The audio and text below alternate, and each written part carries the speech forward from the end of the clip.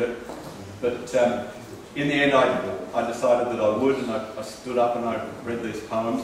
And Robert gave me some encouragement and said, you know, you should get more involved and perhaps bring some of those paintings that you've been talking about along here.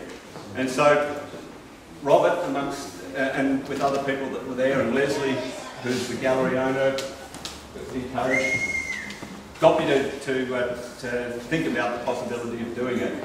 Robert's a long-term Darlinghurst resident, and he's actually the resident poet here. And there are a couple of poems that Robert has written before he even knew that I existed that sort of had a little bit of a match theme-wise with some of the stuff that's going on here.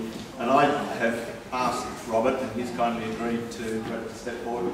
Robert's a performance artist as well, and he's going to read a couple of poems for us. So thank you, Robert. It's like every ghost that's in a machine when your bloody computer goes down.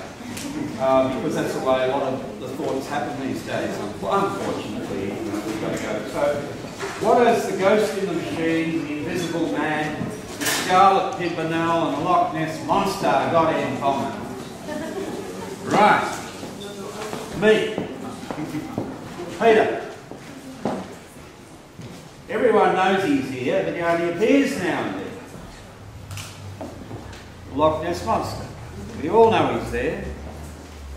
This is Peter's first exhibition, so he's appeared now. The word appearance is a lot of writing here. Well, I guess we've been around. Peter refers to Leonard Cohen. Leonard Cohen says there is a crack in everything, but that's how the light gets in.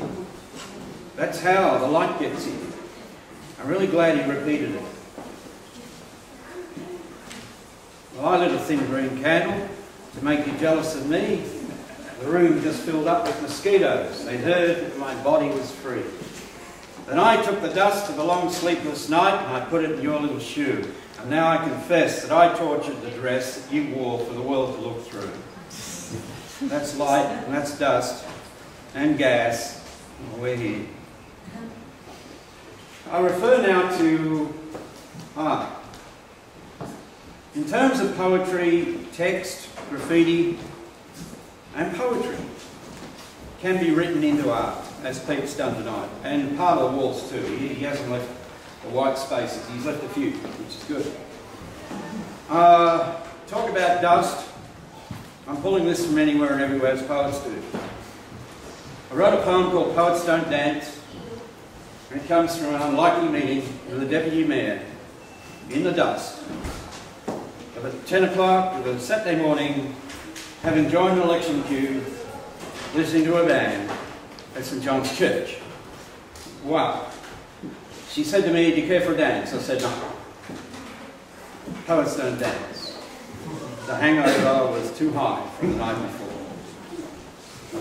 But I wrote the poem later. I'll do this for you, Peter, and everyone else who likes words and painting.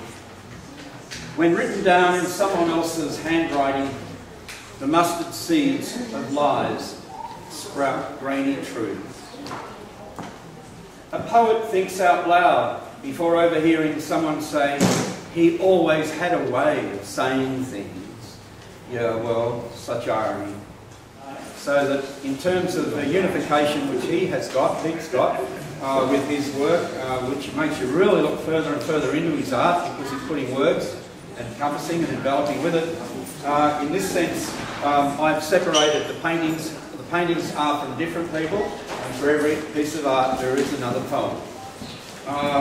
So that's the reason why I share this interest. If you're listening to me, this is why I share this interest with Peter.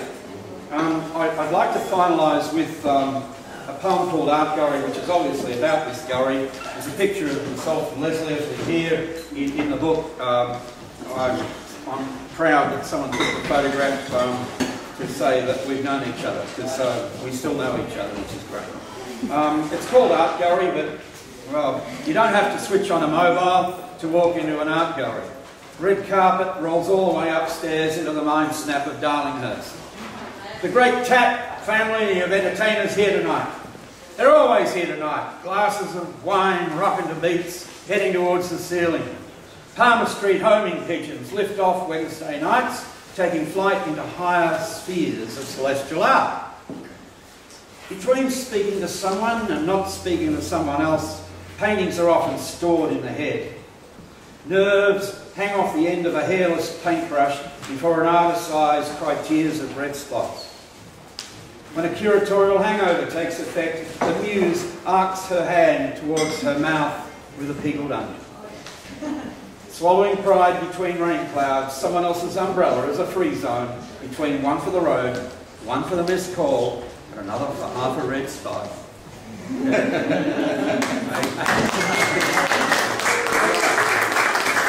I want to add just one thing to that half a red spot thing. I said to Pete the other day, I remember saying to Leslie, why don't you paint the walls red so no one can see all the red spots? Anyway, thanks very much. Thanks, Pete. Thank you very much, Robert. Thank you.